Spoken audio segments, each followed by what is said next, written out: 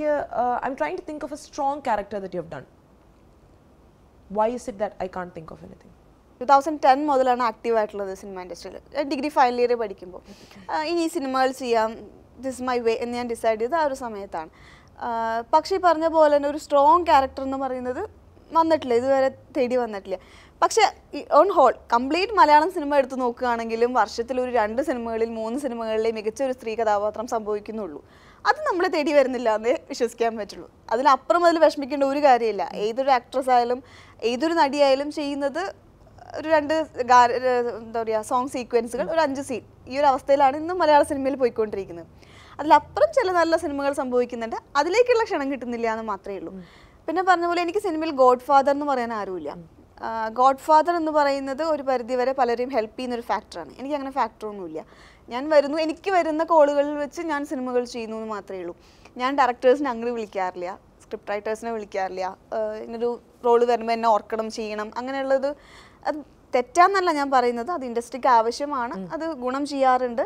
കാരണം ഒരു കഥ എഴുതുമ്പോൾ, ഒരു സ്റ്റോറി ലൈൻ എഴുതുമ്പോൾ ഒരു കോൾ വരികയാണെങ്കിൽ ഈ ഒരു ക്യാരക്ടർ ഇന്നൊരു കുട്ടി ആപ്റ്റ് ആണല്ലോ എന്ന് അവർക്ക് ചിന്തിക്കാൻ സാധിക്കുമായിരിക്കും. പക്ഷെ ഞാനെന്തോ അങ്ങനെ ഒരു കോൺടാക്ട്സ് കീപ്പ് ചെയ്യാറില്ല, വിളിക്കാറില്ല. അപ്പോൾ അത് ചിലപ്പോൾ ഒരു എഫക്റ്റ് ചെയ്തിട്ടുണ്ടാവാം. ബട്ട് ഐ എം ഹാപ്പി, എനിക്ക് കുഴപ്പമില്ല, ഞാൻ സന്തോഷമാണ്. പക്ഷേ സാറ്റിസ്ഫൈഡ് ആണെന്ന് പറയില്ല. I'm happy but not satisfied. പറഞ്ഞ പോലെ ഒരു ഓർത്ത് വെക്കാനുള്ള ഒരു കഥാപാത്രം ചെയ്യണം എന്നുള്ളൊരു ആഗ്രഹം ബാക്കിയിലുണ്ട്. You have done your own short film, പച്ച എന്ന് പറഞ്ഞ സിനിമ. പച്ച ഞാൻ ഇന്നലെ കണ്ടിരുന്നു, ഞാൻ യൂട്യൂബിൽ കണ്ടിരുന്നു. പച്ച എന്ന് പറയുന്ന ഷോർട്ട് ഫിലിം വളരെ റെലവൻ്റ് ആണ് ഇപ്പോൾ ഉള്ള കുട്ടികൾക്ക്, അല്ലെങ്കിൽ നമ്മുടെ ഒരു അനിയന്മാർ എന്ന് പറയുന്നവർക്ക് അറിയാത്ത കുറേ പച്ചകൾ. ഒരു മഷിത്തണ്ട് എന്ന് പറഞ്ഞിട്ടുണ്ടെങ്കിൽ പലരും കണ്ടിട്ടില്ല. ഇപ്പോൾ രോഹിണി കണ്ടോ? ഇല്ല. അത് തന്നെയാണ് എൻ്റെ പോയിന്റ്. നമുക്ക് അങ്ങനെയുള്ള കുറേ, അത് റിലീജിയൻ ബേസിലല്ലേ, നമ്മുടെ കേരളത്തിലുണ്ട്. നമ്മുടെ ഒരു പൈതൃകം എന്ന് പറയുന്ന കുറേ കാര്യങ്ങളുണ്ടായിരുന്നു. ഒരു മഷിത്തണ്ട്, ഒരു മൈലാഞ്ചി ഇല, ഒരു കർപ്പൂരത്തിൻ്റെ ഇല എന്നൊക്കെ പറയുന്നത് നൊസ്റ്റാൾജിക് ആയിട്ട് കേരളത്തിൻ്റെ ഭാഗമായിട്ടുള്ള കുറേ പച്ചകളാണ്. ഈ പച്ചകളൊന്നും നമ്മുടെ ജീവിതത്തിൽ ഇപ്പോൾ ഇല്ല. നമ്മുടെ പച്ചകൾ എന്ന് പറഞ്ഞാൽ ചാറ്റിൽ നമ്മൾ നോക്കും, നമ്മുടെ പ്രിയപ്പെട്ട ആള് ചാറ്റിൽ ഓൺലൈൻ ഉണ്ടോ, പച്ചയിലുണ്ടോ നോക്കും, ട്രാഫിക് എത്തിയാൽ ഗ്രീൻ എന്ത് നോക്കും. ഇതാണ് നമ്മുടെ ലൈഫിലുള്ള ഇപ്പോൾ ഏക പച്ച. അല്ലെങ്കിൽ ഒരു ഗവൺമെൻറ് ഓഫീസിൽ ചെന്നാൽ ഒരു ഗ്രീൻ സിഗ്നേച്ചർ വേണം. ഇതിനപ്പുറമുള്ള ചില പച്ചകൾ, നമ്മൾ മറന്നുപോയ ചില പച്ചകൾ, അതൊന്ന് ഓർമ്മിപ്പിക്കുക എന്നുള്ളതായിരുന്നു ആ ഒരു ഷോർട്ട് ഫിലിമിലൂടെ ചെയ്തത്. നമ്മൾ എത്ര മോഡേൺ ആയാലും, എത്ര ഫാസ്റ്റ് ആയാലും, എത്ര അഡ്വാൻസ്ഡ് ആയാലും കേരളത്തിൻ്റെ സ്വന്തമായ ചില കാര്യങ്ങൾ നമ്മുടെ കൂടെ വേണം എന്ന് ആഗ്രഹിക്കുന്ന ഒരാളാണ്. അപ്പോൾ അത് അറിയില്ല, അത് മിസ്സായി പോകുന്നു എന്ന് തോന്നിയതിൽ വിഷമത്തിൽ നിന്നാണ് പച്ച എന്നുള്ള ഷോർട്ട് ഫിലിമിലേക്ക് പോയത്.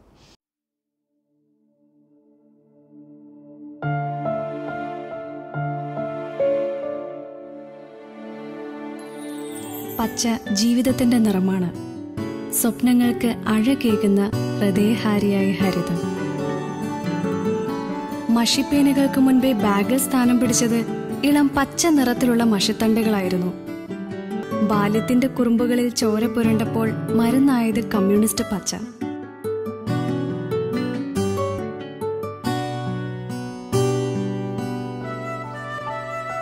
കളിക്കൂട്ടുകാരായത് കുഞ്ഞിക്കലത്തിലെ പച്ചിലത്തോരനും പച്ചമൺചോറും പച്ച ചേമ്പിലത്തുമ്പിലെ വെള്ളത്തുള്ളികളും. ഒരു ദീർഘദൂര ഓട്ടത്തിന് ശേഷം ഒരു വിശ്രമവേളയിൽ തിരിഞ്ഞു നോക്കുമ്പോൾ കണ്ണ് നനയിക്കാൻ, കൂട്ടിരിക്കാൻ ആ മയിൽപ്പീലിത്തൊണ്ടോ അരയാലിലയോ വാട്ടിയ വാഴയിലയിൽ പൊതിഞ്ഞ അമ്മയുടെ വാത്സല്യച്ചോറോ ഒന്നും കാണില്ല.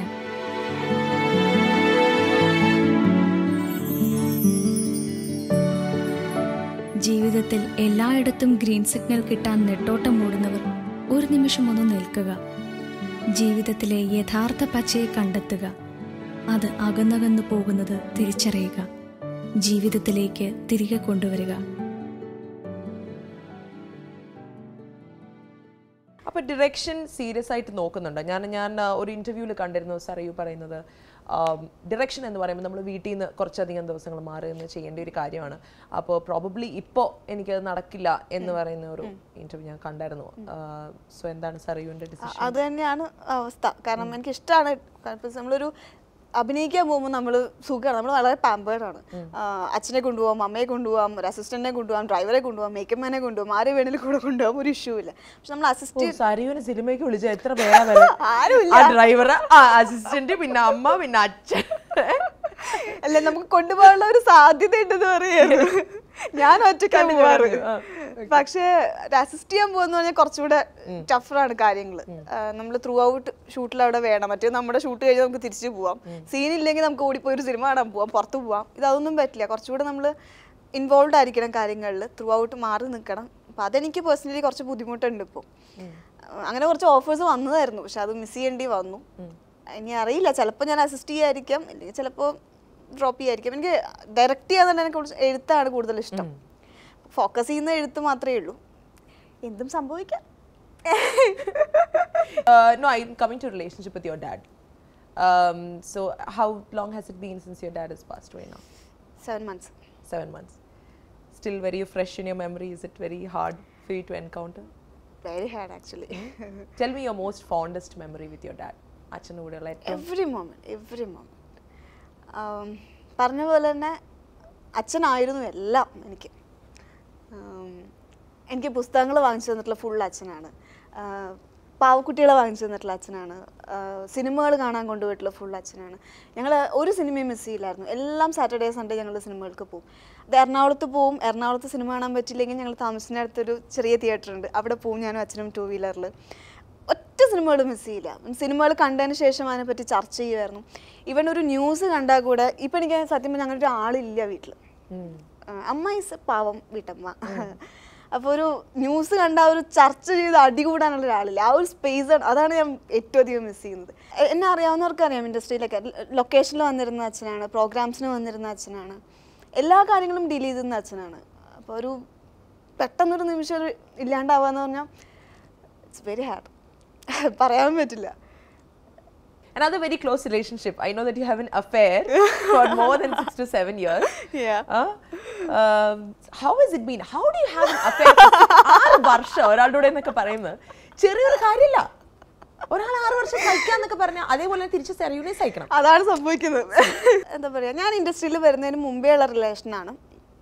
അദ്ദേഹം വഴിയാണ് ഞാൻ സിനിമയിലേക്ക് എത്തുന്നത് ആക്ച്വലി. അതിന് മുമ്പ് ഞാൻ ചാനൽ ഷോസ് ഒക്കെ ചെയ്തിരുന്നു, ഒരു സീരിയൽ ചെയ്തിരുന്നുവെങ്കിലും ഒരു ഫീമെയിൽ ലീഡ് കാസ്റ്റ് എന്നുള്ള സിനിമയിലേക്ക് ഞാൻ എത്തുന്നത് അദ്ദേഹം വഴിയാണ്. പിന്നെ എൻ്റെ ലൈഫിന് പാർട്ട് തന്നെയായി മാറി. ഇപ്പോൾ കല്യാണം കഴിച്ചിട്ടില്ല എന്ന് മാത്രമേ ഉള്ളൂ. എൻ്റെ അച്ഛനും അമ്മയും എന്നെക്കാളും ക്ലോസ് സത്യം പറഞ്ഞാൽ അദ്ദേഹമായിട്ടാണ്. അച്ഛനൊക്കെ എല്ലാ കാര്യങ്ങളും ഡിസ്കസ് ചെയ്യുക. അപ്പോൾ എൻ്റെ ഒരു കാര്യത്തിൽ ഒരു ഡിസിഷൻ എടുക്കണേ അച്ഛൻ ഡിസ്കസ് ചെയ്യുക അദ്ദേഹത്തോട് തന്നെയായിരുന്നു. അതങ്ങനെ ഒരു ജീവിതത്തിൻ്റെ ഭാഗമാണ്. എല്ലാവരും പറയുന്ന ഒരു അഫെയർ എന്ന് പറയുമ്പോഴത്തെ ഒരു അത്ഭുതം, ഒരു സ്പെഷ്യാലിറ്റി ഒന്നുമില്ല. It's part of my life.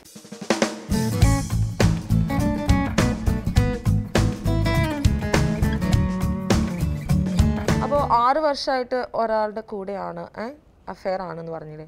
ഈ 6 വർഷത്തിൽ എപ്പോഴെങ്കിലും വേറെ ആളോട് ഒരു ഇത്ര അട്രാക്ഷൻ, ക്രഷ് തോന്നിയിട്ടുണ്ടോ?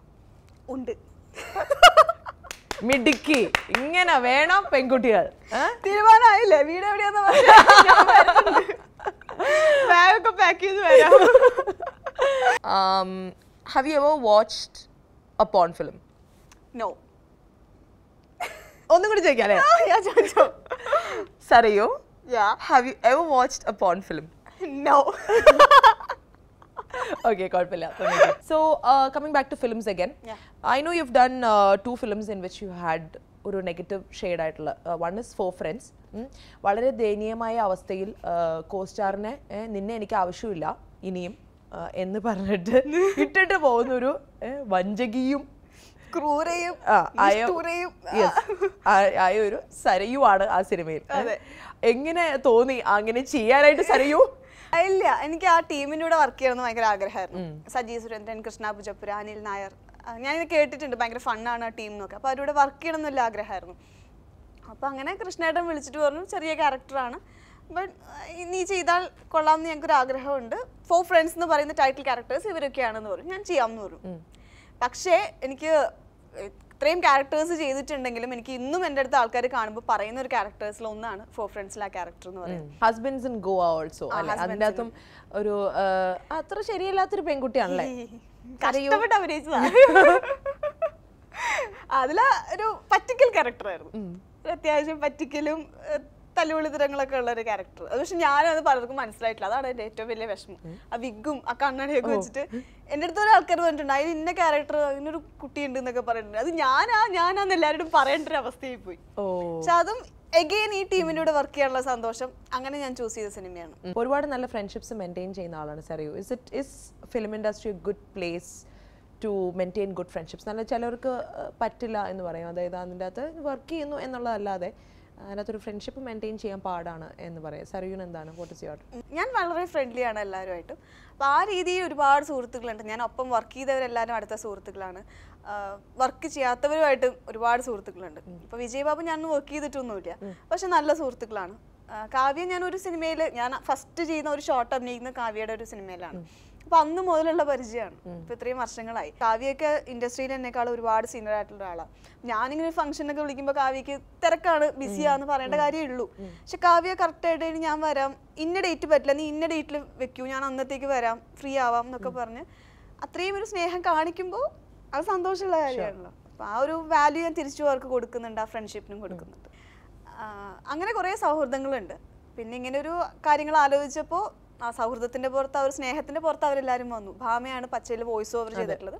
അനന്യ ഒരു പാട്ട് പാടി. അനന്യ എനിക്കറിയാം, അവൾ നല്ല പൊട്ടൻഷ്യൽ ഉള്ള ഒരു കുട്ടിയാണെന്ന് എനിക്കറിയായിരുന്നു. അവൾ നന്നായിട്ട് പാടുമെന്ന് എനിക്കറിയാം. പക്ഷെ അവൾ ഇതുവരെ സിനിമയിലൊന്നും പാടിയിട്ടില്ല. അവൾ ഇന്റർവ്യൂവിൽ പോലും വളരെ മടിച്ചേ പാടുള്ളൂ. അങ്ങനെ ഞാൻ നിർബന്ധിച്ച് പാടിപ്പിച്ചതാണ് പച്ചയിൽ അവളെ കൊണ്ട്. അതിനുശേഷം ഇപ്പോൾ അവൾ സിനിമയിൽ പാടി. 100 Degree Celsius എന്നുള്ള മൂവിയിൽ ഗോപി സുന്ദറിന്റെ മ്യൂസിക്കിൽ അവൾ പാടിയിട്ടുണ്ട്. ഇലകളിൽ പ്രകൃതിതൻ പരിലാളനത്തിന്റെ സുഹൃതമായി തെളിയുന്ന പച്ച,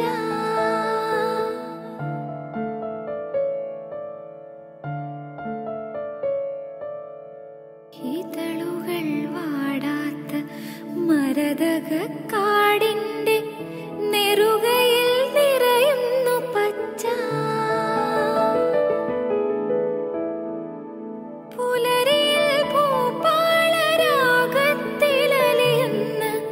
സ്വരമായി മാറുന്നു പച്ച, മഴവില്ലിനീഴഴകിൽ പുതുവർണ്ണ ശോഭതൻ നിറമാരി ചൊരിയുന്നു പച്ച. Anyway, so are you trying for an image makeover? കാരണം സരയു എപ്പോഴും സ്ഥിരമായിട്ട് ഒരു ലൈക്ക് ഒരു എന്താ പറയുന്നത്, you will always appeal in Indian clothes and ആ ഒരു ഇതിൽ, not that you can't wear, പക്ഷെ കൂടുതൽ ക്യാരി ഓഫ് ചെയ്യാൻ പറ്റുന്നത് ഇന്ത്യൻ ക്ലോത്ത്സിലായിരിക്കും. ഒരു ഇമേജ് മേക്ക് ഓവർ പ്ലാൻ ചെയ്യുന്നുണ്ടോ? ഇല്ല, ഒരു ഇമേജ് മേക്ക് ഓവർ ഒരാൾ ചെയ്യുന്നു എന്ന് വെച്ചിട്ട് എല്ലാവരും ചെയ്യുക എന്നുള്ളതിനോട് എനിക്ക് യോജിപ്പില്ല. എനിക്ക് പേഴ്സണലി അത് സൂട്ട് ആവില്ല. എനിക്ക് കുറച്ച് ഹോംലി ഇന്ത്യൻ ഫേസ് ആണ് ഉണ്ട്, അങ്ങനത്തെ ഒരു ഫിസിക്കാണ് ഉണ്ട്. അപ്പൊ എനിക്ക് അതേ സൂട്ട് ആവുള്ളൂ. വെറുതെ ഇമേജ് മേക്ക് ഓവർ എന്ന് പറഞ്ഞിട്ട് പോയിട്ട് കാര്യമില്ല എന്ന് എനിക്കറിയാം. സ്ക്രീനിൽ കാണുന്നേക്കാൾ കൂടുതൽ ഓഫ് കോഴ്സ് മോഡേൺ ആണ് ഞാൻ. അതിനനുസരിച്ചിട്ട് ഡ്രസ്സസ് യൂസ് ചെയ്യുന്ന ആളാണ്. സ്ക്രീനിൽ ക്യാരക്ടേഴ്സ് വന്നിട്ടില്ല എന്നേ ഉള്ളൂ. പക്ഷെ ഇമേജ് മേക്ക് ഓവർ ഒന്നും എനിക്ക് താല്പര്യമില്ല. ഓക്കെ, അപ്പൊ നമുക്ക് ഇവിടെ വെച്ച് നിർത്താല്ലേ? പറ്റില്ല, ഇനിയും ചോദിക്കണോ?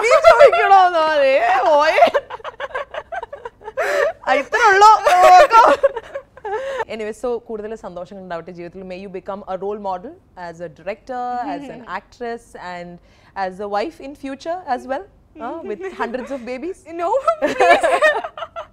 So all the best. Thank you so much for coming to Star Jam. Yeah. Okay. Thank you so much. Bye. Yeah. കതിരുകൾ കാറ്റിന്റെ താളത്തിലാടുന്ന വയലുകൾ ചൂടുന്നു